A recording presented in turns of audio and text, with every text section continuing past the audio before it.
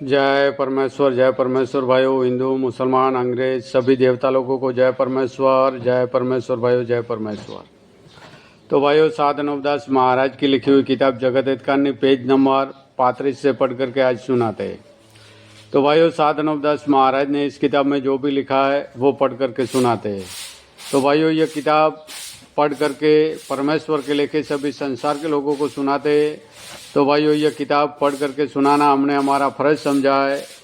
तो भाइयों, ज़रूर साध नवदास महाराज की लिखी हुई किताब एक बार ज़रूर पढ़े और पढ़ करके हिसाब करें। तो भाइयों, हिंदू मुसलमान अंग्रेज और सातों आठों विलायतों के राजा बादशाह व रैयत सबके आगे हाथ जोड़ करके अर्ज है, यह किताब एक बार ज़रूर पढ़े और पढ़ करके इंसाफ करे। तो भाइयों, जो साध नवदास महाराज ने अपने किताब में बताया है वही पढ़ करके सुनाते हैं। ऊ किताब मुफीद आ मौसम ब जगत हितकान नहीं औज तस्नीब साध नवदास मूत वतन मुल्क मारवाड़। यह जगत हितकान ने जिसको श्री अनूपदास प्रिंटिंग प्रेस छावनी अरनपुरा में छाप के प्रसिद्ध किया। तारीख 17 अप्रैल सन 1909 जा वैशाखवती 12 संवत 1965। तो भाइयों, आज पेज नंबर 35। जय परमेश्वर।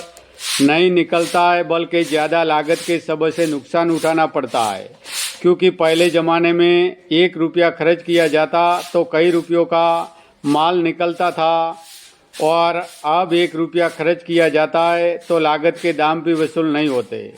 सो यह वजह इंद्रजाल की है जिससे चांदी सोने की खाने नहीं है और अलोप हो गई है। और यह सातों आठों विलायतें इस जमीन माता के पेट में आबाद है, परंतु जमीन के ना ताकत होने का भी सबब है कि इन सौदागर महाजनान का राक्षसी पाप चल रहा है, जिससे चांदी सोने की खाने आकाश पाताल में भी नहीं रही है।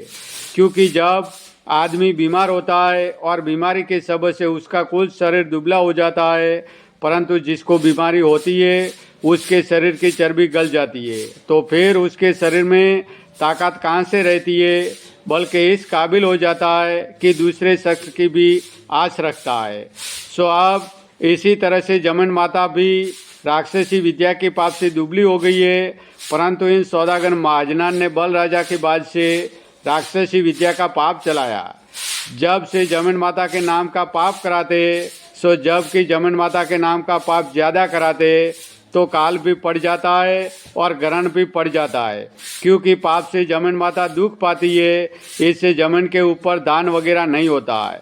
जब दुनिया भूखे मरने लगती है और पहले ज़माने में जमीन माता दुख नहीं पाती थी तो मेवा मिष्ठान रिजक वनस्पति वगैरह बहुत होती थी, कि जिसकी वजह से गरीब गुरबा जग कर लेते थे। परंतु पहले ज़माने के सा दान अब नहीं होता है और ना अब पहले ज़माने के सा बिकता है, जिसकी खास वजह यह है कि जमीन माता बीमारी के सबब से पानी कम पीती है, जिससे मेवा मिष्ठान वगैरह कम होता है।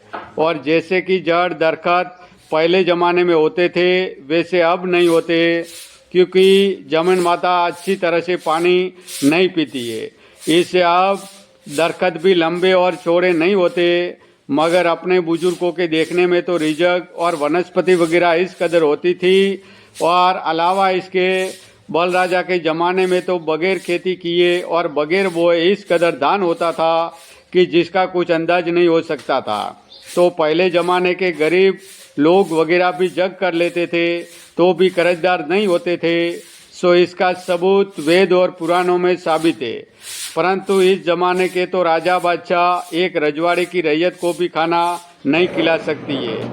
सो यह हाल सब तुम अपनी अपनी आंखों से देख रहे हो कि अब ऐसा जमा।